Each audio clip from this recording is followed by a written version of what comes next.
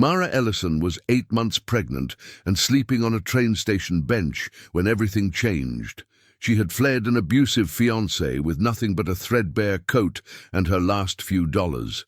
Her family had turned their backs on her. She was alone, scared, and had nowhere left to run. That's when Calder Beckett found her. The quiet rancher wasn't supposed to be at the station that night, but something told him to check on the stranded traveler. Most folks knew Calder as a man who kept to himself on his remote Montana ranch. He preferred horses to people and rarely spoke unless he had something important to say. But when he saw Mara curled up on that cold bench, something stirred in his heart that hadn't moved in years. He knelt down beside her, offered her a warm thermos of coffee, and whispered 2 simple words that would change both their lives forever. Come home. What happens when 2 broken souls find exactly what they didn't know they were looking for? Before we jump back in, tell us where you're tuning in from.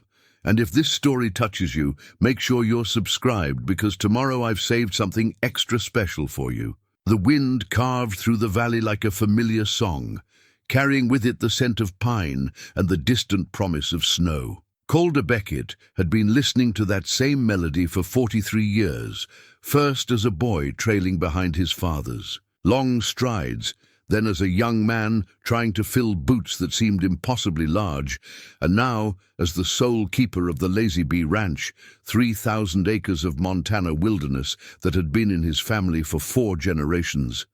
He stood on the wraparound porch of the ranch house, hands wrapped around a cup of coffee that had long since gone cold, watching the amber light of sunset paint the mountains in shades of gold and crimson. The silence was profound here, broken only by the occasional lowing of cattle in the distance, and the creak of old wood settling in the evening chill. It was the kind of quiet that city folks found unsettling, but to Calder it was as essential as breathing. The ranch house itself told stories in every weathered board and patched shingle. Built in 1892 by his great-grandfather, it had weathered 4 Montana winters for each year of its existence, growing stronger with each season. The wraparound porch sagged slightly on the north side where the foundation had settled, and the paint was more memory than reality in places, but the bones were solid. Inside, the rooms held the accumulated wisdom of generations. His grandmother's quilt still draped over the parlor sofa, his father's collection of veterinary texts on the kitchen shelves, and everywhere, the comfortable patina of a life lived. In harmony with the land, Calder had inherited more than just the ranch from his father. He'd inherited the quiet strength that came from understanding that some things couldn't be rushed, that healing, whether of animals or land or people, required patience and respect for natural rhythms. His neighbors in the valley knew him as a man of few words but many kindnesses, someone who showed up when cattle got loose, who never sent a bill for helping with a difficult carving, who somehow always appeared when the work was too much for one person to handle alone. The irony wasn't lost on him that his reputation for helping others hadn't extended to helping himself. 3 years had passed since the accident that took his wife Sarah and their unborn child, and while the acute grief had settled into something more manageable, the silence in the house had grown thicker, more complete. He'd stopped setting 2 places at the table, stopped buying Sarah's favorite tea, stopped planning for a future that would never come. The ranch operated with the efficiency of long practice, but the joy had leached out of it like water from cracked earth. In the top drawer of his dresser, wrapped in tissue paper that had yellowed with time, lay Sarah's wedding ring. He'd placed it there the day after the funeral, unable to bear seeing it on the nightstand where she'd left it every evening, but equally unable to put it away permanently. Sometimes, in the deep quiet of sleepless nights, he would hold the small circle of gold and remember the weight of hope it had once carried. Sarah had been everything he wasn't: quick to laugh, eager to fill the silence with stories and plans, and dreams. She'd been 8 months pregnant when the drunk driver ran the red light, taking both her and their son in an instant that split Calder's life into before and after. His closest neighbor, Doc Hartwell, had been telling him for months that he needed to consider getting some help around the place. Not hired help, the old veterinarian would say, settling into his favorite chair by the kitchen stove. Company, someone to share the load, share the quiet. But Calder wasn't ready for that conversation. He'd learned to find peace in the solitude, had made his bargain with the silence. The ranch was enough, the routine was enough. The careful distance he kept from attachments was enough to keep the worst of the pain at bay. That Thursday evening in late November, Calder had driven into town for supplies and to check on Mrs. Henderson, whose husband had passed the month before. She was another widow learning to navigate the peculiar weight of silence, and Calder understood that sometimes the greatest kindness was simply showing up, sharing a cup of coffee, and letting the quiet speak for itself. He'd helped her stack firewood and check the furnace, small tasks that meant the difference between managing and struggling. The train station sat at the edge of town, a relic from the days when the railroad had been the lifeblood of the valley. Now it served mostly as a way station for travelers passing through to larger cities. Its waiting room kept warm by the kindness of the station master, who understood that sometimes people needed a place to rest between destinations. Calder had stopped there on impulse, something his father had taught him to trust, those moments when the world seemed to tug at your attention for reasons you couldn't name. The snow had begun while he was inside the feed store, the kind of fine, persistent flakes that promised a serious storm by morning. By the time he'd loaded his truck and driven the 3 blocks to the station, the world had taken on that muffled quality that came with the first real snow of the season. His boots crunched against the thin layer of white as he approached the platform, following an instinct he couldn't quite name. That's when he saw her. She was curled on the far bench, her body arranged in the careful way of someone trying to take up as little space as possible. Even in the dim light from the station windows, he could see the curve of her belly, the way her hands rested protectively over the child she carried. Her coat was thin for the weather, and she was shivering despite being curled into herself. Like a wounded animal seeking warmth, Calder approached slowly, the way he would a skittish horse, understanding that sudden movements could send her running. Her eyes opened when his shadow fell across her, and he saw wariness there, the kind of careful calculation that came from learning that kindness often carried a price. "Coffee's hot," he said, holding out the thermos he'd filled at the diner. "Train's not coming back till morning." She studied his face in the dim light, taking in the weathered features, the honest set of his shoulders, the way he kept his distance while offering help. "I don't have money for coffee," she said finally, her voice hoarse with cold and something that might have been tears. "Wasn't asking for any." He set the thermos on the bench between them and settled himself a respectful distance away. "You waiting for someone?" A laugh escaped her that held no humor. "No, not anymore." She wrapped her arms more tightly around herself. "I thought I was going somewhere, but I guess I'm not going anywhere at all." The snow continued to fall, creating a curtain of privacy around the small pool of light from the station platform. Calder had learned, in his years of working with frightened animals and grieving neighbors, that sometimes the most important conversations happened in the spaces between words. He waited, patient as the mountains, while she decided whether to trust him with her truth. "I'm Mara," she said finally, accepting the thermos with hands that shook slightly. "Mara Ellison, Calder Beckett." He watched her take a sip of the coffee, saw some of the tension leave her shoulders as the warmth spread through her. "You got a place to stay tonight?" The question hung between them, loaded with implications they both understood. Mara's hand moved to her belly, and Calder could see her weighing her options, measuring her desperation against her fear. "I don't want charity," she said, but her voice lacked conviction. "Wasn't offering charity," Calder replied. "Got a spare room, and my neighbor Doc Hartwell would skin me alive if he found out I left a pregnant woman at a train station in a snowstorm." He stood slowly, brushing snow from his coat. "No strings attached, just a warm place to sleep and breakfast in the morning if you want it." Mara looked up at him, this quiet stranger who'd appeared in her darkest hour like something from a dream.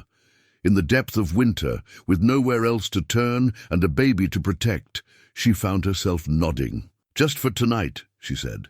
"Just for tonight," Calder agreed, though something in his chest loosened at her acceptance, a feeling he'd thought buried with Sarah. He helped her to her feet, noting how carefully she moved, how she favored her. Left side, trucks warm, ranches about 20 minutes out. As they walked through the snow toward his pickup, Mara found herself stealing glances at this man who'd offered her sanctuary without asking for her story. She'd learned to read the signs of danger in men's faces, but all she saw in Calder's weathered features was a bone-deep weariness that matched her own, and something else, a recognition, as if he understood what it meant to be lost. The drive to the ranch passed mostly in comfortable silence, broken only by Calder's quiet directions. You to the heater and the soft sound of Mara's breathing as exhaustion finally began to claim her. Through the truck's windows, she caught glimpses of the landscape, rolling hills disappearing into darkness, the occasional light from a distant farmhouse, and everywhere the sense of space that both frightened and comforted her. When they finally turned onto the long dirt road that led to the Lazy Bee, Mara felt something shift inside her chest. The ranch house appeared through the snow like a haven, its windows glowing with warm light, smoke rising from the chimney to merge with the falling snow. For the first time in months, she allowed herself to imagine what safety might feel like. "Welcome home," Calder said quietly as he parked the truck, and though he'd meant it casually, the words carried a weight that surprised them both. In the warm cab of the pickup, with snow falling gently outside and the promise of shelter ahead, two broken souls took their first tentative steps toward healing. Mara woke to the smell of coffee and bacon, sensations so foreign after weeks of gas station snacks and vending machine meals that for a moment she thought she was dreaming. Pale morning light filtered through curtains she didn't remember, and beneath her was a mattress that didn't sag or smell of disinfectant. The guest room was simple but clean, with a handmade quilt pulled up to her chin and her few belongings folded neatly on the dresser. She sat up slowly, her back protesting the first real rest she'd had in weeks. The baby kicked in response to her movement, a reminder of the life she carried and the reason she'd run. On her wrist, barely visible beneath the cuff of her sleeve, was the hospital bracelet from her last checkup, the appointment where she'd learned everything was progressing normally, where she'd still believed she had a future with Derek, where the nurse had smiled and asked if the father was excited about becoming a daddy. That bracelet represented everything she was trying to protect and everything she was running from. The sound of quiet movement from the kitchen drew her from the bed. Through the guest room door, she could see Calder moving with the easy efficiency of someone comfortable in his space, setting plates on a worn wooden table, pouring coffee into mismatched mugs. He'd changed from his clothes of the night before, into clean jeans and a flannel shirt, his dark hair still damp from a shower. "Morning," he said when he noticed her in the doorway. "Coffee's fresh, and I made extra eggs if you're hungry." Mara touched her belly unconsciously. "I should probably eat something for the baby." "Probably should," Calder agreed, pulling out a chair for her. "Doc Hartwell mentioned he'd like to check you over later, if that's all right, just to make sure everything's going okay." The kindness in his voice almost undid her. She'd grown so accustomed to suspicion and demands that simple concern felt overwhelming. "You don't even know me," she said, settling carefully into the chair. "Don't need to know someone to see they need help." He placed a plate in front of her. Scrambled eggs, bacon, toast with homemade jam. "Besides, my mother would come back to haunt me if I turned away a woman in your condition." As Mara ate, she found herself studying Calder's hands as he moved around the kitchen. They were working hands, scarred from years of ranch work, but gentle in their movements. She thought of Derek's hands, smooth from his office job, but quick, to form fists when anger overtook him. The memory hit her without warning, as they always did. Derek's face twisted with rage as he grabbed her wrist, his grip tight enough to leave bruises. "You think you can just leave me? You think anyone else is going to want you now, carrying another man's baby?" "It's your baby," she'd whispered, but he'd laughed, cruel and cold. "Is it? Because I've been thinking about all those late nights you claimed to be working. All those times you came home tired. Makes a man wonder." The accusation had been so far from the truth, it took her breath away. She'd never been unfaithful, had barely had time for friends, let alone another relationship. But Derek's jealousy had been a living thing, growing stronger as her pregnancy progressed, feeding on imagined slights and perceived betrayals. "You all right?" Calder's voice pulled her back to the present. He was watching her with concern, noting the way her hand had gone to her wrist, covering the hospital bracelet. "Just tired," she said, forcing herself to take another bite. "I haven't been sleeping well." It was an understatement. Sleep had become the enemy, a time when her guard was down and memories could ambush her. She'd learned to doze in train stations and bus terminals, places where the noise and light kept the nightmares at bay. "The bed comfortable enough?" "I can. Get you another pillow if you need it." "It's perfect," she said quickly. "More comfortable than anywhere I've slept in weeks." The admission slipped out before she could stop it, and she saw Calder's jaw tighten slightly. He was putting pieces together, reading between the lines of what she wasn't saying. "How long have you been traveling?" he asked carefully. 3 weeks, maybe 4. Time had become fluid since she'd run, measured in bus schedules and the diminishing weight of her purse. "I lost track." Calder poured himself more coffee, settling into the chair across from her. "Long time to be on the road in your condition." Mara's hand went to her belly again, feeling the baby's movements. At 8 months, every day brought her closer to a birth she wasn't prepared for, in a world where she had no safety net. The thought terrified her more than Derek's threats ever had. "I didn't have a choice," she said quietly. "There's always a choice," Calder replied. "Sometimes they're all bad choices, but there's always something." She looked up at him, surprised by the understanding in his voice. "Sounds like you speak from experience." "Some." He was quiet for a moment, as if deciding how much to share. "Lost my wife and baby 3 years ago. Car accident. For a while there, every choice felt like the wrong one. The confession hung between them, an offering of shared pain that made Mara's chest tight. "I'm sorry," she said. "So am I." He met her eyes. "But I learned something about running. Sometimes you're running from something, and sometimes you're running towards something. Question is, which one are you doing?" Mara set down her fork, appetite gone. "I thought I was running towards something better. Now I'm not sure I was running toward anything at all." "Maybe that's why you ended up here," Calder said. "Sometimes the universe has a way of putting us where we need to be, even when we don't know that's where we're headed." The baby kicked hard enough to make Mara gasp, and she pressed her hand to her side. Calder was immediately alert, leaning forward with concern. "You okay? Is it time?" "No, just active this morning."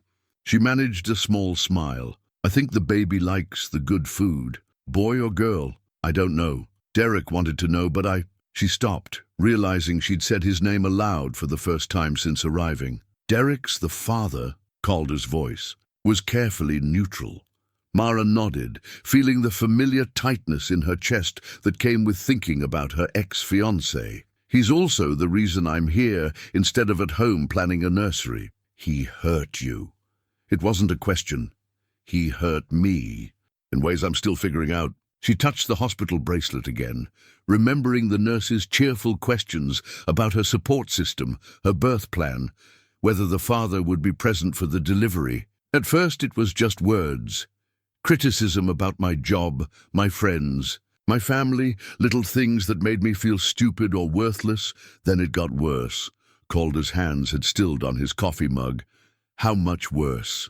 Bad enough that I finally understood I had to choose between staying safe and staying alive. She looked down at her plate, unable to meet his eyes. The night I left, he said things about the baby, threatened things. I realized that even If I could survive his anger, my child couldn't. The kitchen fell silent except for the tick of the old clock on the wall and the distant sound of cattle in the fields. Calder sat perfectly still, but Mara could sense the tension radiating from him, the carefully controlled anger of a man who'd seen too much suffering. "Does he know where you are?" he asked finally. "I don't think so. I used cash for everything, didn't contact anyone who might tell him where I went." She paused, then added quietly, "I called my parents from Denver, but they think I should go back to him. Work it out. They said leaving him was being dramatic." "Your parents said that?" The disbelief in his voice made her look up. "They like Derek. He's charming when he wants to be. Successful, the kind of man they always hoped I'd marry." Her laugh was bitter. "They think I'm throwing away my chance at a good life because I'm being emotional." "Being emotional," Calder repeated slowly, "about a man who threatened you and your unborn child." "They don't know about the threats. Derek was always careful about when and where. He knew how to make me look like the unstable one." Calder pushed back from the table and walked to the window, looking out at the snow-covered fields. "You're safe here," he said finally, "for as long as you need. I can't ask you to." "You're not asking, I'm offering." He turned back to her, and she saw something fierce in his expression. "I've got no use for men who hurt women. None at all." Mara felt tears threatening and blinked them back. "Just for a few days, until I can figure out what comes next." "Few days, few weeks, few months, whatever you need." The baby kicked again, as if responding to the promise of safety, and for the first time since she'd run, Mara allowed herself to believe that maybe, just maybe, she'd found a place where she could stop running and start healing. 3 days passed in a rhythm that surprised Mara with its gentleness.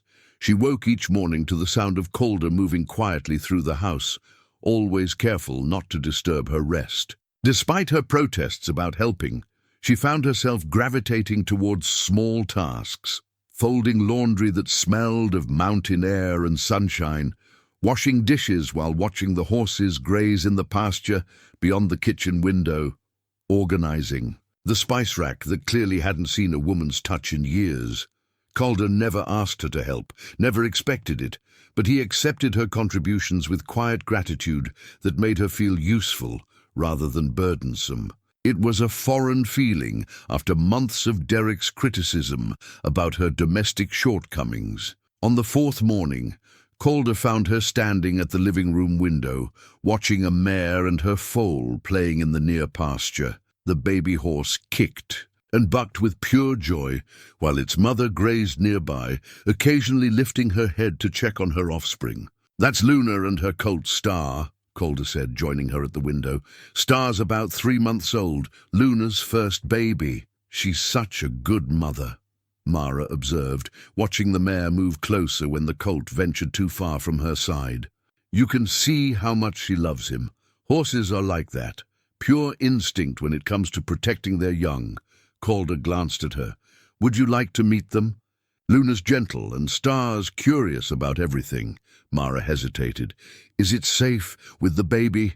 Doc Hartwell said light activity was good for you, and fresh air never hurt anyone." They walked slowly toward the pasture, Calder matching his pace to hers. The morning was crisp but not cold, with that particular clarity that came after snow. Mara breathed deeply, feeling her lungs expand in a way they hadn't since she'd left the city. Luna lifted her head as they approached, ears forward with interest rather than alarm. Star, true to his name and nature, trotted over to investigate. These new humans, his coat gleaming like polished copper in the morning sun.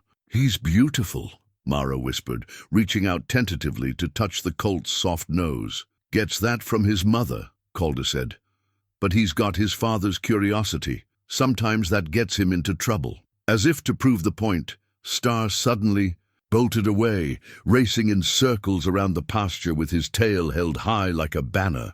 Luna watched with what could only be described as maternal patience, occasionally nickering when he got too far away. "I wonder if I'll be that calm," Mara said, her hand moving to her belly, "when this one starts getting into trouble." "You will," Calder said with certainty. It's instinct. You'll know what to do when the time comes. They continued their tour of the ranch, Calder showing her the barn with its neat stalls and the scent of hay and leather, the chicken coop where hens clucked and strutted with self-importance, and the workshop where he repaired equipment and made small improvements to the property. Everything was maintained with the care of someone who understood that attention to detail meant the difference between thriving and merely surviving. "Your father built all this?" Mara asked, running her hand along the smooth wood of a fence rail. "Started it. Each generation added something. My great-grandfather built the original house and barn. My grandfather added the workshop and expanded the pastures. My father modernized the house and put in the irrigation system." Calder paused, looking out over the land. "I always thought I'd add a nursery, maybe a playground near the house." The pain in his voice was subtle, but unmistakable. Mara felt her heart clench with sympathy for dreams deferred and futures that would never come to pass. "Maybe you still will," she said softly. "Maybe." He didn't sound convinced. "Come on, there's something I want to show you." He led her to the house and up the narrow stairs to the second floor. At the end of the hallway was a door she hadn't noticed before, painted white and slightly ajar. Calder pushed it open and gestured for her to enter. The room was clearly an attic space that had been converted for storage, with slanted ceilings and a small window that looked out over the ranch. But what caught Mara's attention immediately was the cradle sitting in the center of the room, covered with a dusty sheet. "My grandfather made that," Calder said, pulling away the covering. "Hand-carved from oak that grew right here on the property. Every Beckett baby for 3 generations slept in that cradle." The craftsmanship was exquisite, smooth curves and intricate details that spoke of hours of patient work, of a man creating something beautiful for the children he hoped would fill his home. Mara ran her fingers along the polished wood, imagining the tiny hands that had gripped these rails, the faces that had peered up from this safe haven. "It's beautiful," she breathed. "Sarah and I found it up here when we were getting ready for—" He stopped, the sentence hanging unfinished in the dusty air. "I put it back after the accident, couldn't bear to look at it." Mara felt tears prick her eyes, both for Calder's loss and for the unexpected gift of seeing something so precious. "Thank you for showing me. I don't know why I brought you up here," Calder admitted. "Just felt like maybe it was time." They stood in comfortable silence, both lost in their own thoughts. The baby chose that moment to kick vigorously, and Mara gasped, pressing her hand to her side. "Active today," she said with a small smile. "Can I—" Calder gestured toward her belly, then immediately looked embarrassed. "Sorry, that was presumptuous." "It's okay," Mara said, surprising herself. She guided his hand to where the baby was, moving, and they both felt the strong kick against his palm. "He's got quite a right hook," Calder said, wonder in his voice. "Or she does," Mara replied. "This baby's been a fighter from the beginning." They stayed like that for a moment, connected by the life moving between them, until Calder's phone rang. From downstairs, breaking the spell, he pulled his hand away, looking almost guilty. "That'll be Doc Hartwell," he said.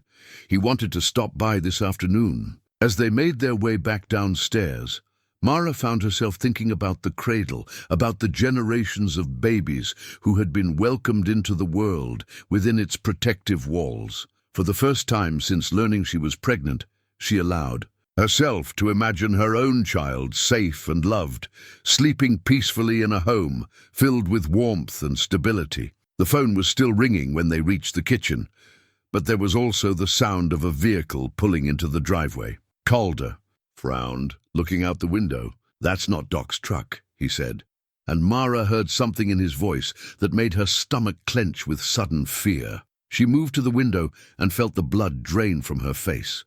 A dark sedan was parked next to Calder's pickup, and a man in an expensive coat was getting out, looking around the ranch with obvious disdain. But it wasn't Derek. It was someone else, someone who made inquiries and asked questions and reported back to people who paid well for information. "Mara?" Calder's voice seemed to come from very far away. "Who is that?" "I think," she said, her voice barely a whisper. "My time here just got a lot shorter." The man in the expensive coat turned out to be a lost tourist looking for directions to the highway, but the scare left Mara shaken for the rest of the day. That evening, as snow began falling again outside the kitchen windows, she found herself jumping at every sound. The settling of the house, the wind through the eaves, the distant call of an owl in the darkness. Calder noticed her restlessness. During dinner, the way she kept glancing toward the windows, how she startled when he moved too quickly to refill her water glass. He didn't press her to talk about it, but after they'd finished eating and cleaned the dishes, he disappeared upstairs and returned with a worn leather journal. "This was my father's," he said, settling into the chair across from her by the fireplace. "He wrote in it every night for 30 years, ranch business, weather, thoughts about life." He opened it carefully, the binding soft with age. "Been reading through it since he passed. Thought you might like to hear something." Mara curled deeper into the quilted throw she'd wrapped around herself, grateful for the distraction. "What kind of things did he write about?" Calder flipped through several pages, then stopped. "Here's one from when I was 16.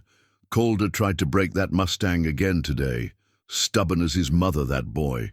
Doesn't understand yet that some things can't be forced, only earned. The horse will come around when he's ready, when he knows he can trust. Same way with people, I reckon. Trust is something you build, not something you take." The words hung in the warm air between them, and Mara felt something ease in her chest. "Your father sounds like a wise man." He was. Took me a long time to understand what he was trying to teach me. Calder turned another page. "This one's from the winter I was born. Eleanor's been in labor for 18 hours. Doc says everything's fine, but I've never felt so helpless in my life. Been walking the floors, checking on the cattle, splitting wood that doesn't need splitting. A man can move mountains with his bare hands, but he can't do the one thing that matters most, bring his child safely into the world. That's between his wife and God, and the strength that's been passed down through generations of women who've done this impossible thing before her." Mara's hand moved to her belly, feeling the familiar flutter of movement. "I think about that sometimes. How many women have done this before me? How they managed without all the things we think we need now. Women are stronger than they know," Calder said. "My grandmother delivered 3 babies in this house, including my father. No hospital, just a midwife and her own determination. Were you born here too?" "In the room you're staying in, actually." He smiled at her surprised expression. "Mom insisted on the hospital for my sister, but I came early. No time for anything but Doc Hartwell's grandfather and a lot of prayers." The thought of being in the same room where Calder had taken his first breath gave Mara an unexpected sense of continuity, as if she were part of a story much larger than her own fears and circumstances. "Read me another one," she said. Calder turned several more pages, then paused. "This one's from when Sarah and I got engaged. Calder brought that girl home today with a ring on her finger and stars in his eyes. Sarah's got a good heart and a strong spirit. She laughs at his jokes and calls him on his nonsense. A man needs a woman who can do both. I think she'll fit in here just fine, bring some life back to this old house." Eleanor would have loved her. The pain that crossed Calder's features was fleeting but unmistakable. Mara reached out instinctively, covering his hand with hers. "She sounds wonderful." She was. He closed the journal, but didn't pull his hand away from hers. She wanted to fill this house with children. Used to talk about teaching them to ride, helping with homework at the kitchen table, Christmas mornings with presents under a tree. So big we'd have to cut the top off to fit it in the living room. "What happened?" Mara asked gently. "Drunk driver ran a red light downtown. Sarah was coming back from her baby shower." His voice was steady, but Mara could hear the effort it took to keep it that way. "She died instantly. The baby held on for 3 days before—" "Oh, Calder." Mara's eyes filled with tears. "I'm so sorry. The worst part," he continued, staring into the fire, "was that I was supposed to drive her that day. Had a sick calf that needed attention, so she went alone. If I'd just—" "Don't," Mara said firmly. "Don't do that to yourself. You couldn't have known. That's what everyone said. Doc Hartwell, the pastor, neighbors. Everyone had the same words about God's plan and things happening for a reason. He looked at her then, his eyes reflecting the firelight. You know what I finally figured out? What? Sometimes terrible things just happen. No reason, no plan, no purpose. Just random cruelty that doesn't make sense no matter how hard you try to understand it. He paused. But that doesn't mean you stop believing in the good things, the kindness that shows up when you least expect it. The second chances that come, disguised as strangers on train station benches. Mara felt her breath catch. Is that what you think I am? A second chance? I think, Calder said carefully, that sometimes when we're not looking for anything at all, that's when we find exactly what we didn't know we needed. Before she could respond, a sharp pain shot through her abdomen, making her gasp and double over. Calder was instantly alert, moving to kneel beside her chair. What is it? Is it the baby? I don't know, Mara breathed, trying to relax as the pain eased. It felt different from the usual kicks. How different. Another contraction gripped her, stronger this time, and she gripped Calder's hand hard enough to leave marks. Like my body's practicing for something. Braxton Hicks, Calder said, relief evident in his voice. False labor. Sarah had them constantly the last month. Are you sure? Pretty sure. But we should call Doc Hartwell just to be safe. He helped her shift to a more comfortable position. How long since you've seen a doctor? The hospital bracelet. Is from my last appointment. 3 weeks ago in Denver. Calder nodded, already reaching for his phone. Doc will want to check you over anyway. Make sure everything's progressing normally. As he dialed, another mild contraction rippled through Mara's abdomen, but this time she was prepared for it. She breathed through it the way she'd learned in the pregnancy book she'd bought, before everything fell apart, before Derek's jealousy made even medical appointments a source of conflict. Doc, it's Calder. Can you come out to the ranch? Mara's. Having some contractions? No, they seem mild. But I'd feel better if you took a look. Thanks, Doc. He hung up and returned to her side. He'll be here in 20 minutes. Thank you, Mara said. For everything. I know I keep saying that, but you don't need to thank me for doing what's right, Calder interrupted gently. Besides, I should be thanking you. For what? For reminding me that this house was meant to have life in it again. He squeezed her hand. For helping me remember that healing doesn't always happen alone. Outside, the snow continued to fall, blanketing the ranch in pristine white. Inside, two people who had given up on the possibility of family found themselves building something neither had dared to hope for. A foundation of trust strong enough to weather whatever storms lay ahead. 2 weeks had passed since Doc Hartwell's late-night visit, and Mara had settled into a rhythm at the ranch that felt almost like belonging. The false labor had been exactly that, her body's way of preparing for what was to come. But it had also served as a wake-up call. The baby would arrive soon, whether she was ready or not, and there were decisions to be made about the future.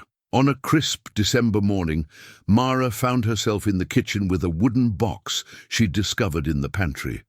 It was filled with handwritten recipe cards, their edges yellowed with age and splattered with the evidence of countless meals. The handwriting was feminine, flowing script that spoke of a different era when women took pride in feeding their families well. "Those are Sarah's," Calder said, appearing in the doorway with an armload of firewood.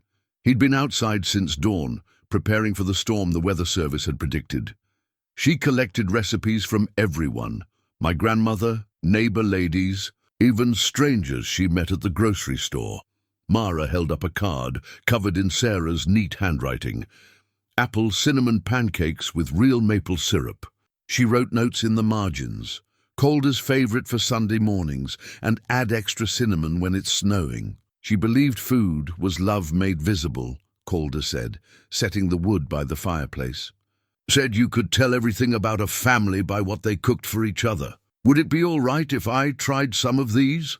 I mean, if you're comfortable with it? Calder paused in his work, considering. For 3 years, Sarah's recipes.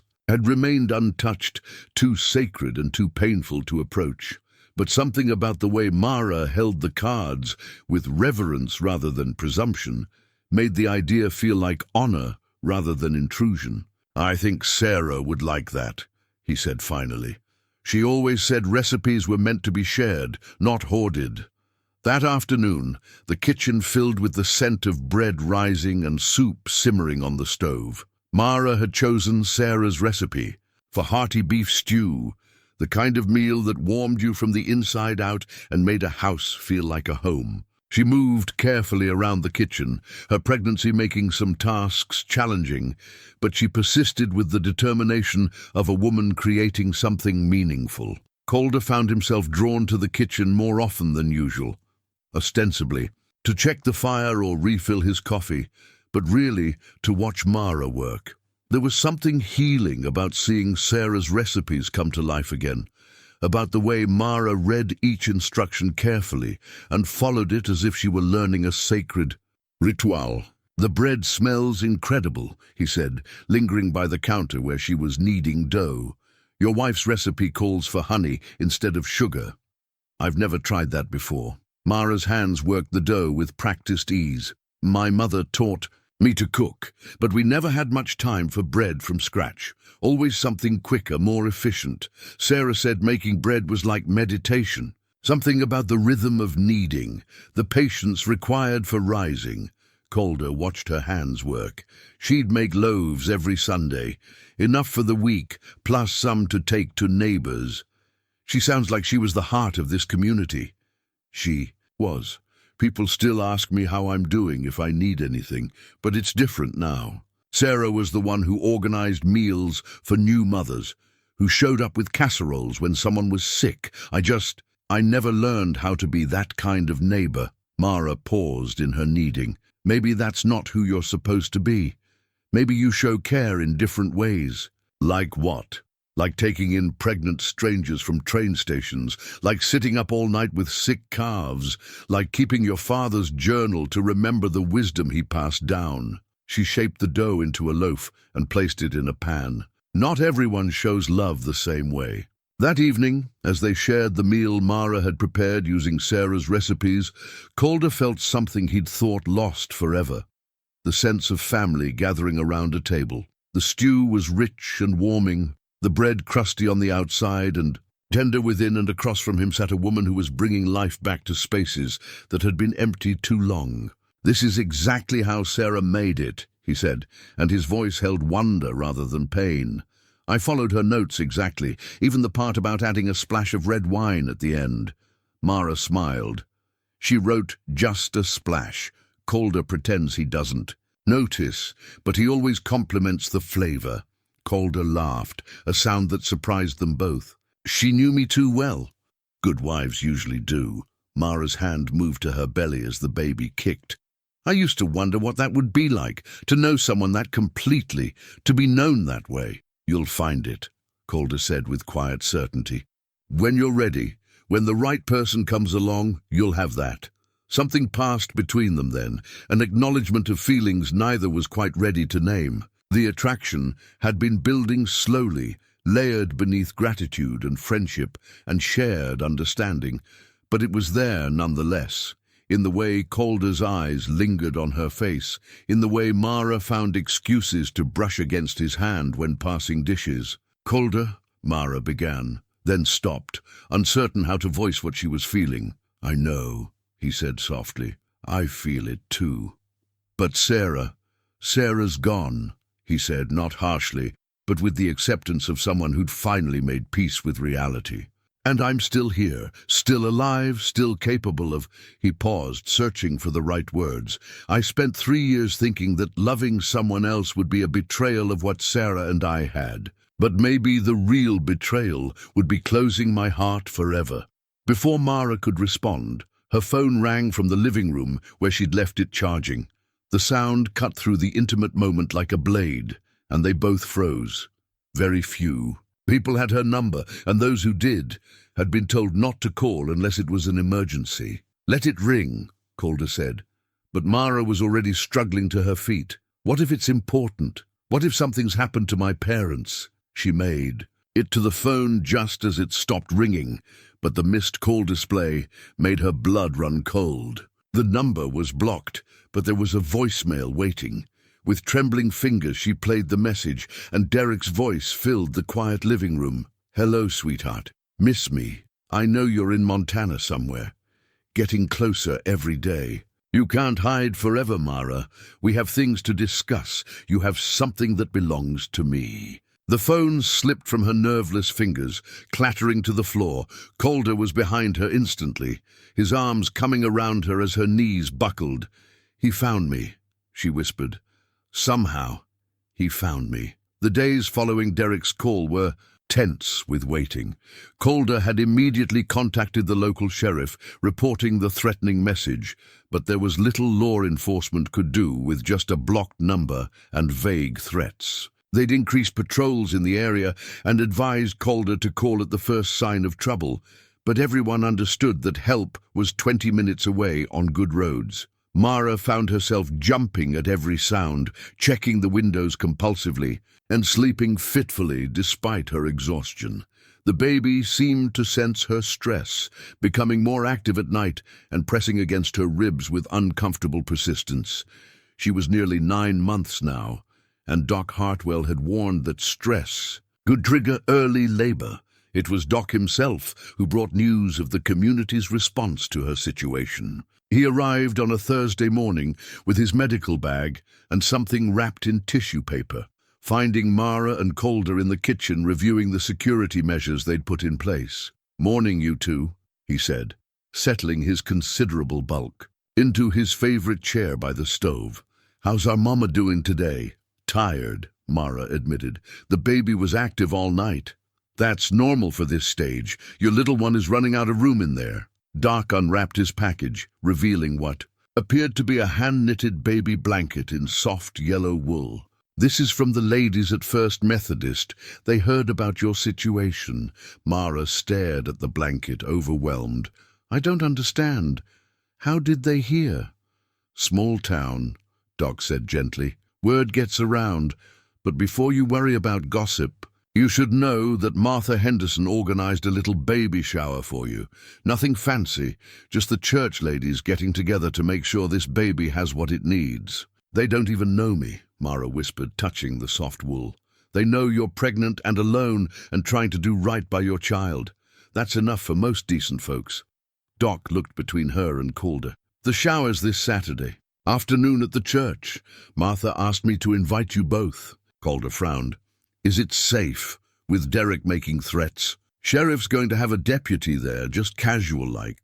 And honestly, the safest place for Mara right now might be surrounded by 24 church ladies.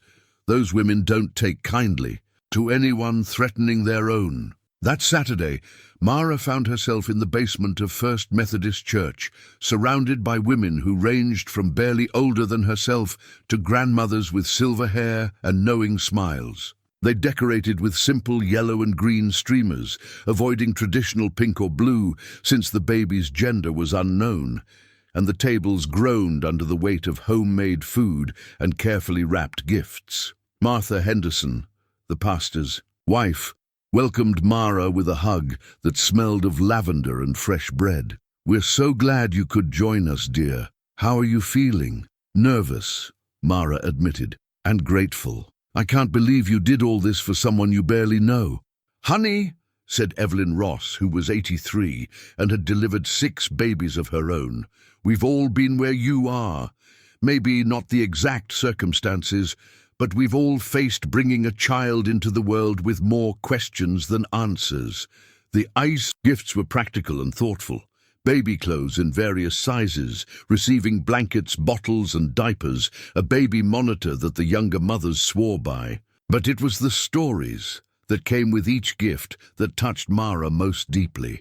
Clara Wilson shared how this same group had supported her when her husband died, just before their youngest was born.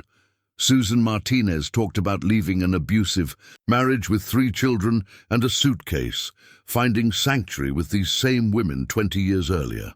"The thing about motherhood," Martha said as Mara opened a package containing soft cotton onesies, "is that it makes sisters of us all. Doesn't matter what brought you here or what you're running from. What matters is that you're here now and you're not alone. Calder had stationed himself at the church entrance, ostensibly helping carry gifts to the truck, but really standing guard. The deputy was parked across the street, and several of the church husbands had found reasons to be nearby. The protection was subtle but unmistakable. As the afternoon wound down, Mara found herself surrounded by women offering advice, contact information, and promises of help after the baby arrived. It was overwhelming in the best possible way, a reminder that community could be chosen as well as inherited. "Thank you," she said to the room at large, tears threatening. "I don't know what I did to deserve such kindness." "You don't have to deserve kindness, dear," Evelyn said firmly. "It's not something you earn. It's something you accept and then pass on to the next person who needs it." The drive back to the ranch was quiet, the truck loaded with gifts and Mara's mind full of the faces of women who'd chosen to embrace her without question. She'd grown up in a family where love was conditional, where approval had to be earned through perfect behavior and careful conformity. This unconditional acceptance was foreign and wonderful and slightly terrifying. "They really love you," she said to Calder as they turned onto the ranch road. "They loved Sarah," he corrected. "I'm just the beneficiary of leftover goodwill." "No," Mara said firmly. "They love you. I could see it in their faces when they talked, about how you've helped their families over the years. The way Martha's eyes lit up when she mentioned you fixing her roof. How Susan said you stayed up all night helping when her horse was sick." Calder was quiet for a moment. "I never thought of it that way. Sometimes we're too close to see clearly." Mara shifted in her seat as the baby pressed against her ribs. "I spent so long believing Derek when he told me I was difficult, that no one would want to deal with my problems. It's hard to trust kindness when you've been taught it always comes with a price." "Not here," Calder said. "Not with these people. Not with me." They were almost to the house when Mara saw it, a reflection of light from the trees that lined the driveway, the brief glint of metal that didn't belong. Her blood turned to ice. "Calder," she said quietly, trying to keep the panic from her voice. "I see it," he said grimly, already reaching for his phone. "Someone's watching the house." The baby monitor that the church ladies had given her seemed suddenly ominous in the back seat, a symbol of the normal life she'd dared to hope for but might never have. Derek had found her, and the sanctuary she'd built was about to be tested in ways she'd prayed would never come. Derek arrived at dawn on a Tuesday morning, 3 days after they'd spotted the surveillance. He came not alone, but with a private investigator and an air of confidence that made Mara's stomach clench with familiar dread. She watched from the kitchen window as 2 vehicles pulled into the ranch yard, Derek's expensive sedan and a black SUV that screamed professional intimidation. Calder stood on the porch, his posture deceptively relaxed, but his hand resting casually near the rifle he'd propped against the porch rail. "Can I help you, gentlemen?" Derek stepped out of his car, and Mara was shocked by how different he looked. Gone was the polished businessman she'd fled from 3 months ago. His face was thinner, his expensive clothes wrinkled, and there was something wild in his eyes that spoke of obsession unchecked. "Where is she?" Derek demanded, not bothering with pleasantries. "I know she's here." "Mara, come out here, sweetheart. We need to talk. Miss Ellison is under the protection of this household," Calder said evenly. "If you have legal business with her, you can conduct it through proper channels." The private investigator, a thin man with cold eyes, stepped forward. "Mr. Morrison has rights as the father of that child. Refusing to allow contact could be considered a kidnapping." "Only if she's being held against her will," Calder replied. "Which she's not." That's when Derek pulled out the engagement ring, the 3-carat diamond that had once represented her dreams of a future together, but had become a symbol of everything wrong in their relationship. He held it up like a weapon, the morning sun catching the facets and throwing rainbows across the snow. "Mara," he called, his voice taking on the honeyed tone she remembered from their early days together. "I brought your ring, sweetheart, the one you forgot when you ran off. I've been carrying it with me every day, waiting to put it back where it belongs." Against every instinct screaming at her to stay hidden, Mara opened the kitchen door and stepped onto the porch. She couldn't let Calder face this alone, couldn't hide behind his protection when it was her past that had brought danger to his. "Udor." "Hello, Derek," she said, her voice steadier than she felt. Derek's face transformed at the sight of her, and for a moment he looked like the man she'd fallen in love with. Charming, handsome, devastatingly sincere. "God, I've missed you," he breathed. "Look at you. You're glowing. Pregnancy suits you, sweetheart." "Don't," Mara said quietly. "Don't do this. Don't pretend things were different than they were." "Different?" Derek's expression shifted, the mask slipping to reveal something harder underneath. "You mean like how you were sleeping around behind my back? How you got pregnant with another man's baby and tried to pass it off as mine?" The accusation hit her like a physical blow. "Derek, that's not, isn't it?" He stepped closer, and Mara instinctively moved behind Calder. "You disappeared for days at a time, always working late, always having to help this client or that friend, and then suddenly you're pregnant, and you expect me to believe it's mine?" "It is yours," Mara said, hating how desperate she sounded. "You know it is. The timing proves nothing," Derek snapped. "But I've been generous. I've been willing to overlook your indiscretions, willing to raise another man's bastard as my own, because that's the kind of man I am, Mara. Forgiving, understanding." Calder took a step forward, his patience finally fraying. "I think you need to leave now." "Oh, the knight in shining armor speaks," Derek sneered. "Tell me, cowboy, how long after you took her in did she end up in your bed?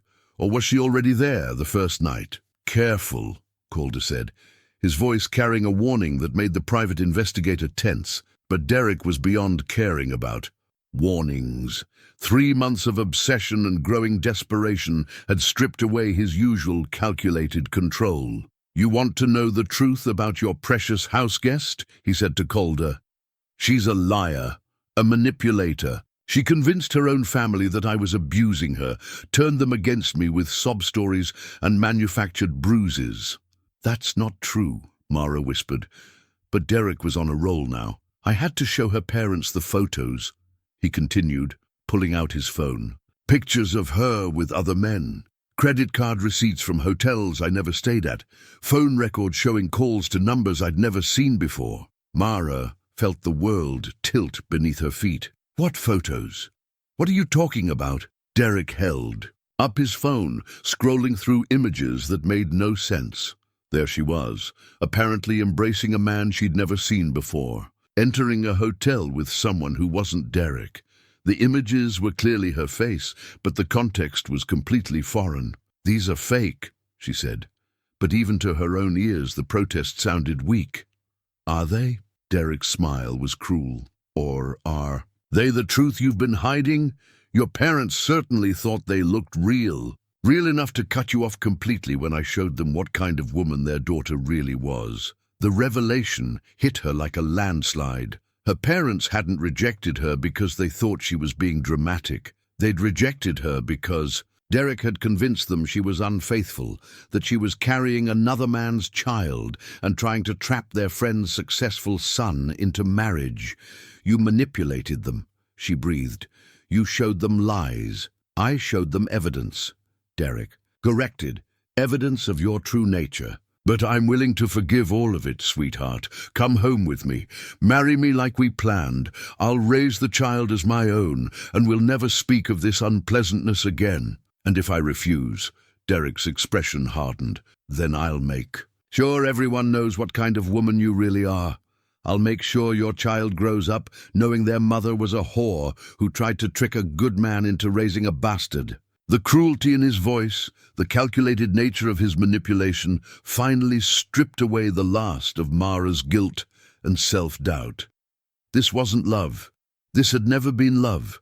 This was possession, control, the systematic destruction of another person's reality. "No," she said firmly, "I won't go with you." "Think carefully, Mara," Derek said, his voice dropping to the intimate tone that had once made her feel special, but now made her skin crawl. "You have nowhere else to go. No family. No money, no support system. At least with me, your child will have a name, a father, security." "She has all of that here," Calder said quietly. Derek laughed, sharp and bitter. "Here? On this failing ranch with a man she's known for what? 3 months? You think that's going to last? You think he's going to want to raise another man's child? When the novelty wears off?" "This baby is mine," Mara said, her hand protective over her belly. "And I'll raise him or her alone before I let you poison their life the way you poisoned mine." "Alone," Derek's voice rose with fury. "You stupid girl, you have no idea what alone really means, but you're about to learn." He turned toward his car, then paused. "You have 24 hours to change your mind, Mara. After that I start making calls. Your employer, your former friends, everyone who ever thought well of you. I'll make sure they all know what you really are." As Derek and the private investigator drove away, Mara sank onto the porch steps, overwhelmed by the magnitude of his manipulation. He hadn't just controlled her during their relationship, he'd been systematically destroying her support network, ensuring that when she finally tried to leave, she'd have nowhere to turn. "The photos aren't real," Calder said quietly, sitting beside her. "I know," Mara replied, "but my parents don't. Everyone I thought cared about me believes I'm exactly what he says I am." "Not everyone," Calder said, taking her hand. "The ladies at the church don't believe it. Doc Hartwell doesn't believe it. I don't believe it." Mara looked at this man who'd shown her what real protection looked like, who'd offered sanctuary without asking for payment in return. "He's right about one thing," she said. "You shouldn't have to deal with this. You shouldn't have to raise another man's child or fight my battles." "What if I want to?" Calder asked. "What if I choose to?" Before Mara could answer, another contraction gripped her abdomen, stronger than any she'd felt before. This time, there was no mistaking it for false labor. "Calder," she gasped. "I think the baby's coming." As if Derek's reappearance had triggered something primal in her body, the stress and emotion had pushed her into labor.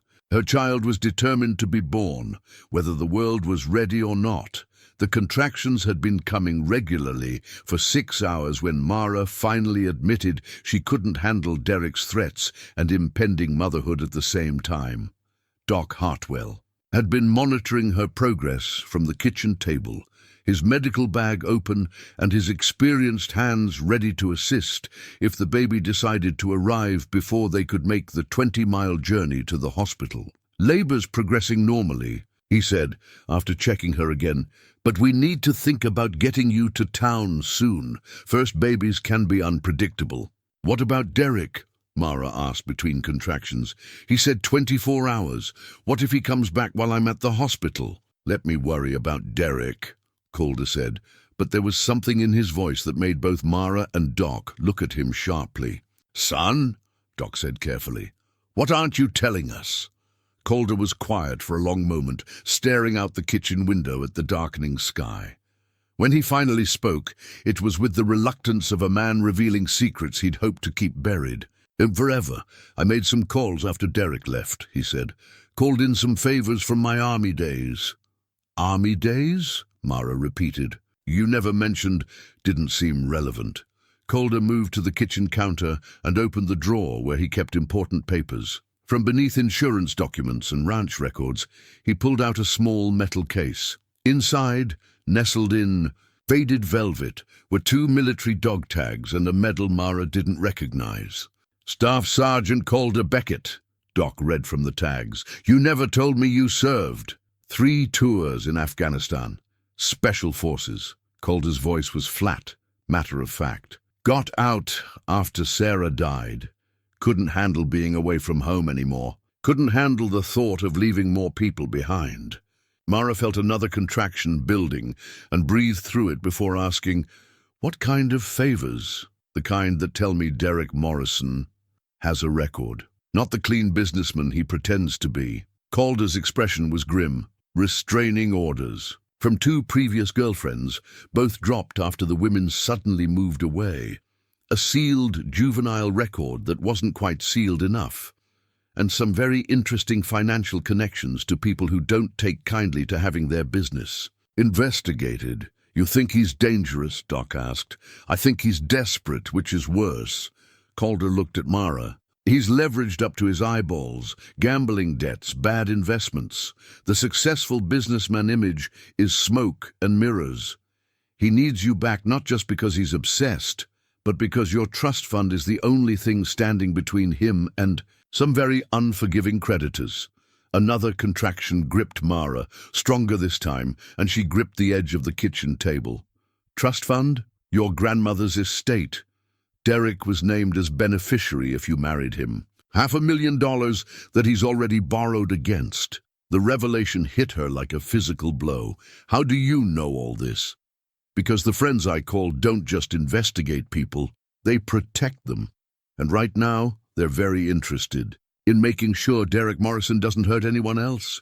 Before Mara could process this information fully, the sound of vehicles on the road made them all freeze. But instead of Derek's sedan, it was Sheriff Martinez's patrol car, followed by 2 pickup trucks Mara recognized from the church.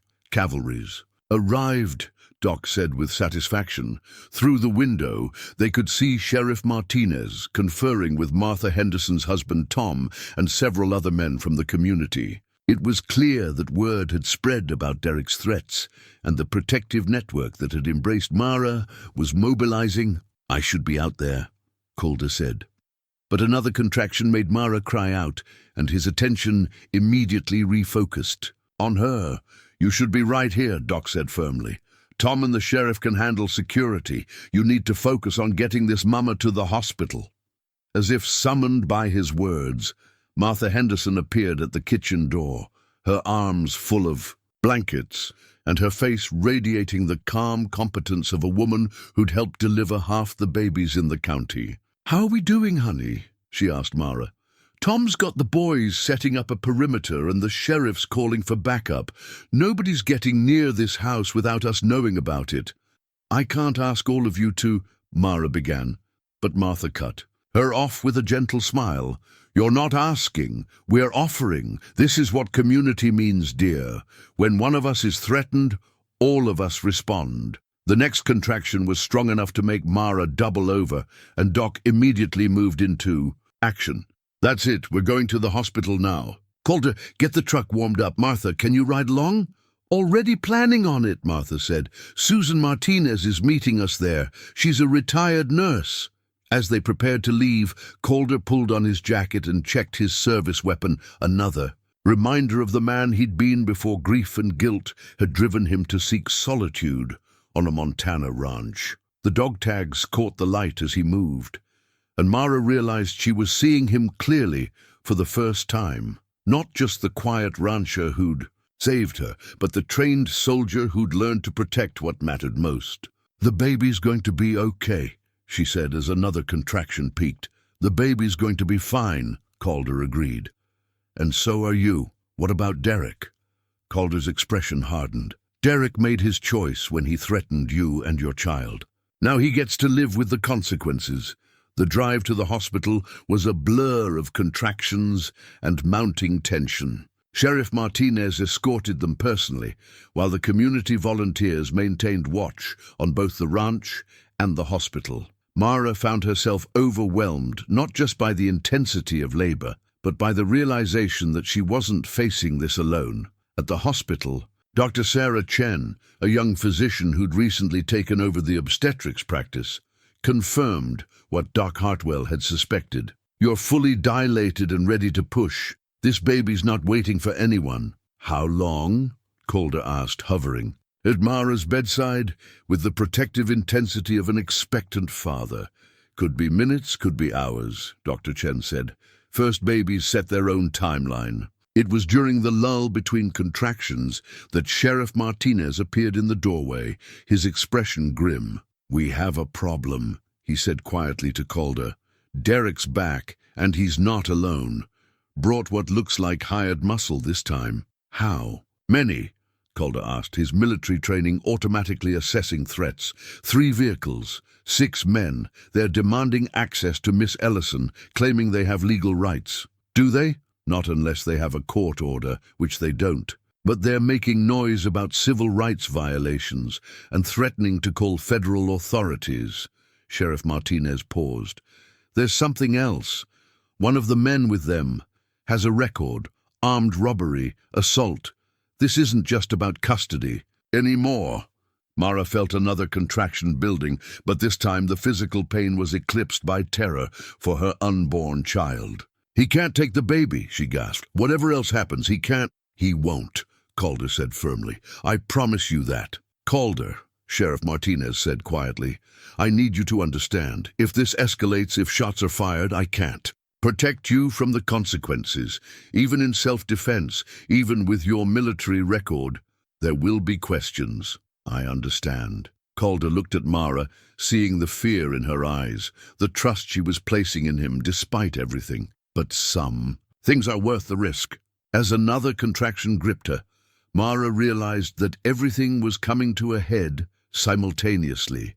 The birth of her child, the final confrontation with Derek, and the moment when Calder would have to choose between the quiet life he'd built and the warrior he'd once been.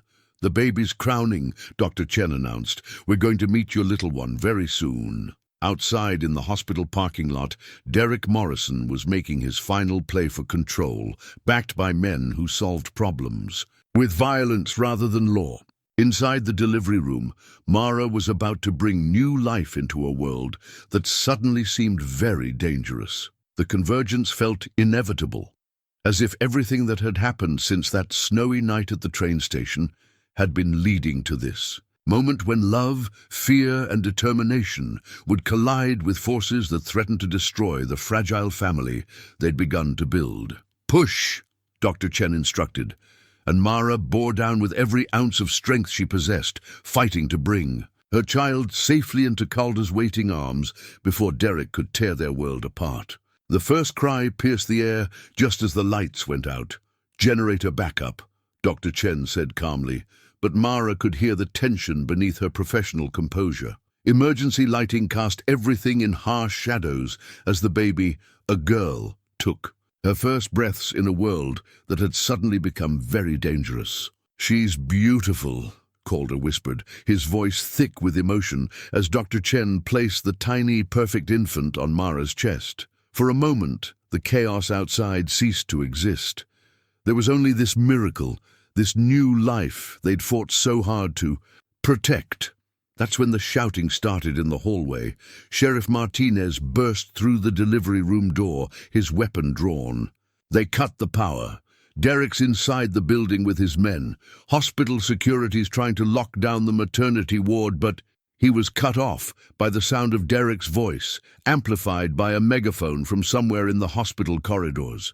Mara, I know you can hear me, sweetheart. I just want to meet my daughter. Is that so unreasonable? Keep them away from my baby, Mara said fiercely, clutching her newborn daughter against her chest. The infant was still connected by her umbilical cord, making movement impossible. We need to finish the delivery first, Dr. Chen said, working quickly in the emergency lighting. I need you to push again for the placenta. But even as Mara pushed, she could hear Derek's voice getting closer. I've been very patient, Mara, very understanding. But this ends now. That's my child you're holding, and I have rights. No rights, Calder said grimly, moving to the door. Around his neck, Sarah's small silver cross caught the emergency lighting. He'd put it on that morning, needing the connection to the woman who'd taught him that some things were worth fighting for. Now he planned to give it to Mara's daughter, a symbol of protection and faith. Sheriff, how many men? 6 total. Derek and 5 others. 2 are armed, maybe more. Positions? 3 in the main corridor, 2 covering the exits. Derek's moving toward this wing. Calder's military training kicked in automatically, assessing terrain, counting hostiles, calculating odds. Can you get them out through the service elevator? It's not working. Power's completely out except for emergency systems. Then we hold this position. Calder checked his weapon, muscle memory taking over. This doorway's a choke point. They'll have to come through one at a time. Calder, no! Mara gasped, still struggling through the final stage of delivery. If something happens to you, nothing's going to happen to me, he said with quiet certainty. I promised you'd be safe. I promised your daughter would be safe. I keep my promises. Derek's voice was closer now, just outside the maternity ward. I know you're in there, Mara. You and that cowboy who thinks he can play house with my family.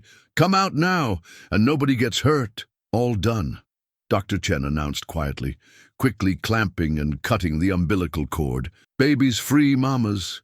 Stable, but we can't move her yet. She needs time to recover. How long? Sheriff Martinez asked. 20 minutes minimum. We don't have 20 minutes, Calder said grimly. That's when they heard Derek kick open the first door down the hall. Room by room, gentlemen.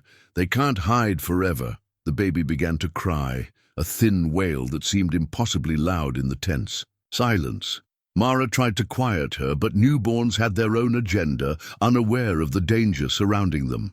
He'll hear her, Martha whispered from her position by the window, where she'd been watching for more vehicles. Good, Calder said. Let him come. Calder, Mara called softly. He turned to look at her. This woman who'd become everything he hadn't known he needed. Her name. I want her name to be Hope. Hope, he repeated, understanding the gift she was giving him. Hope Beckett, if you'll have us. The emotion that crossed his face was answer enough. Sheriff Martinez cleared his throat. Touching moment, folks, but we've got company. Footsteps in the corridor, heavy and deliberate. Derek's voice, no longer amplified, but carrying clearly in the hospital quiet. This one's locked, try the next.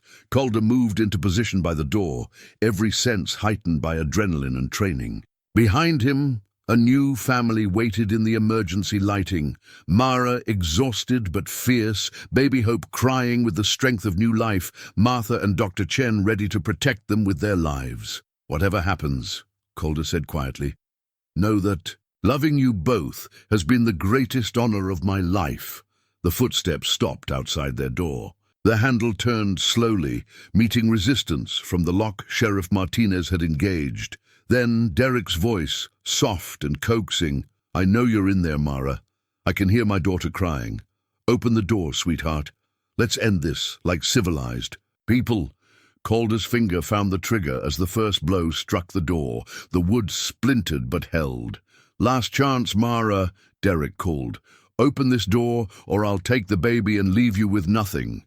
The second blow split the door frame. On the third, it gave way entirely.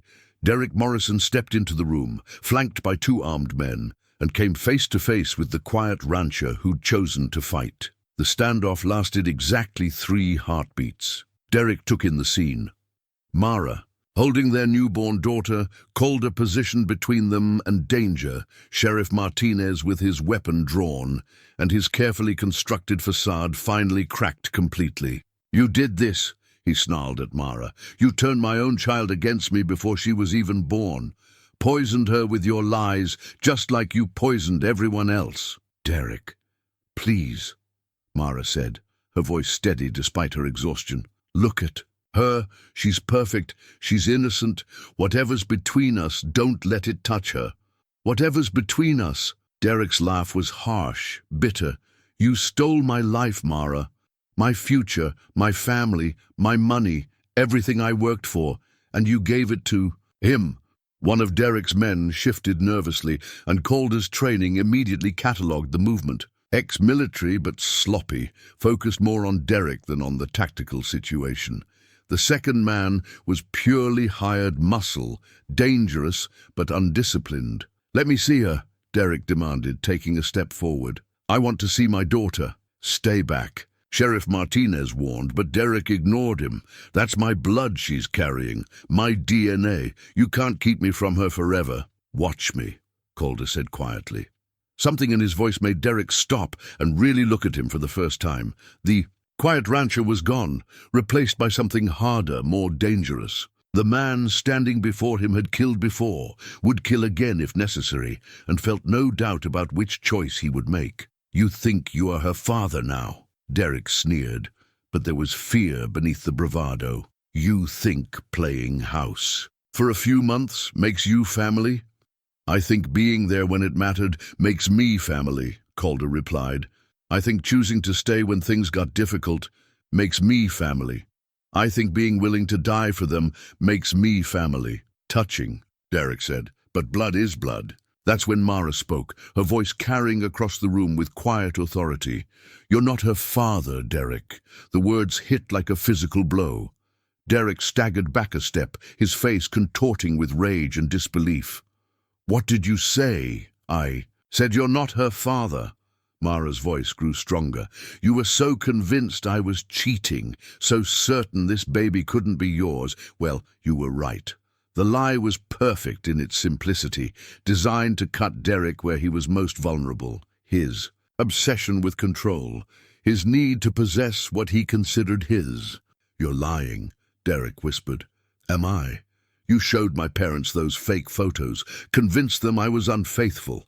Maybe they weren't as fake as I thought. Maybe I did find comfort elsewhere when you became impossible to live with." Derek's face went white, then red with fury. "You lying whore!" The insult was as far as he got before Sheriff Martinez stepped forward. "That's enough. Derek Morrison, you're under arrest for harassment, stalking, and criminal trespass." "You can't arrest me. I have rights." "Not anymore," Sheriff Martinez said grimly. "The restraining order Miss Ellison filed this morning is now in effect. You're not allowed within 500 feet of her or the baby." Derek's composure shattered. "Completely. She can't file a restraining order. She's carrying my child." "Actually," Dr. Chen said from where she'd been quietly documenting everything on the official birth certificate, "according to the hospital records I'm required to file with the state, the father of this child is listed as Calder Beckett. Miss Ellison was very clear about that when she filled out the paperwork. The birth certificate, official documentation that would stand in any court, showed Hope Beckett as the daughter of Mara Ellison and Calder Beckett. Derek's legal claim to the child had just evaporated. "No," Derek said, his voice breaking. "No, that's not. You can't." "It's over, Derek," Mara said gently. "Let it be over." But Derek was beyond reason now. 3 months of obsession, desperate gambling debts, and the complete collapse of his carefully constructed life had driven him past the edge of sanity. He lunged forward, not toward Mara, but toward the baby, his hands reaching for the one thing he thought he could still claim. Calder moved with the fluid precision of his military training. 3 steps put him between Derek and his family. One perfectly placed strike dropped Derek to his knees, gasping for breath. Before either of Derek's men could react, Sheriff Martinez had them both disarmed and on the ground. "It's over," Calder said quietly, standing over Derek's crumpled form. Round his neck, Sarah's cross caught the light, the symbol of protection he would soon give to Hope, a promise that she would always be safe, always be loved, always be defended by people who chose her as family. In Mara's arms, Hope had stopped, crying, as if she sensed that the danger had passed. The delivery room fell silent, except for the sound of Derek's labored breathing and the distant wail of sirens as backup arrived. "Is he?" Mara asked. "He'll live," Calder said, "but he won't." "Bother you again." Derek was loaded into an ambulance under armed guard, his hired men taken away in patrol cars. As the hospital's power was restored and normal lighting returned to the delivery room, Mara found herself holding her daughter in a world that suddenly felt safe again. "Thank you," she whispered to Calder. "Thank you," he replied, "for giving me a reason to fight again." 6 months later, spring had returned to the Lazy Bee Ranch with the promise of new beginnings. The apple trees that Sarah had planted were heavy with blossoms, and the vegetable garden showed the careful tending of hands that understood the patience required for things to grow in their own time. Mara sat on the front porch, baby Hope sleeping peacefully in the refinished cradle that had been moved outside to catch the morning sun. The same cradle that had held 4 generations of Beckett babies now cradled the newest member of the family, her tiny fingers wrapped around the silver cross that Calder had placed around her neck the day she was born. "She's getting bigger every day," Martha Henderson observed, settling into the chair beside Mara with 2 cups of coffee and the comfortable ease of a woman who'd become both friend and surrogate grandmother. "Growing like a weed," Mara agreed, accepting the coffee gratefully.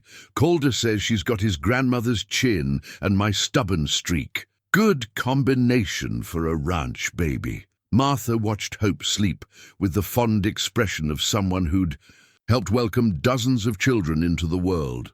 "Your parents called again?" "Yesterday.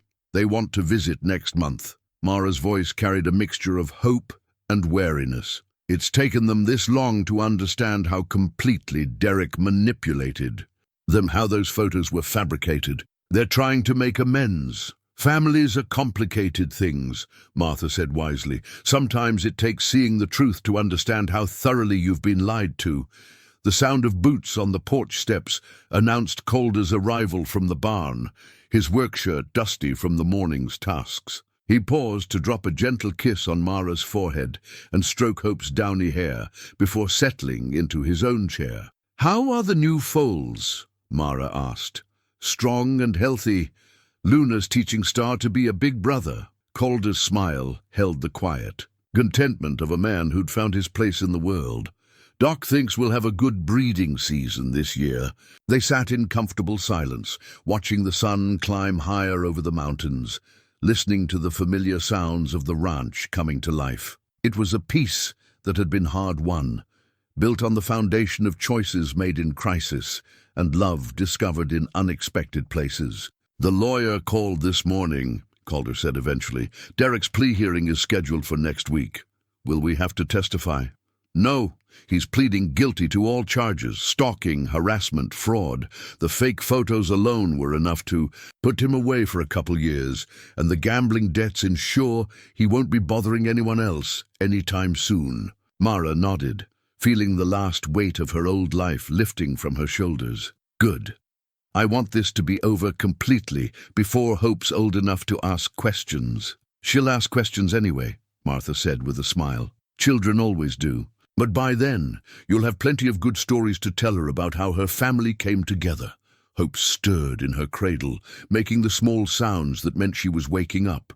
Calder immediately reached for her, lifting his daughter with the practiced ease of a man who'd learned that love could be chosen as surely as it could be inherited. "Hello, sweetheart," he murmured, settling her against his shoulder.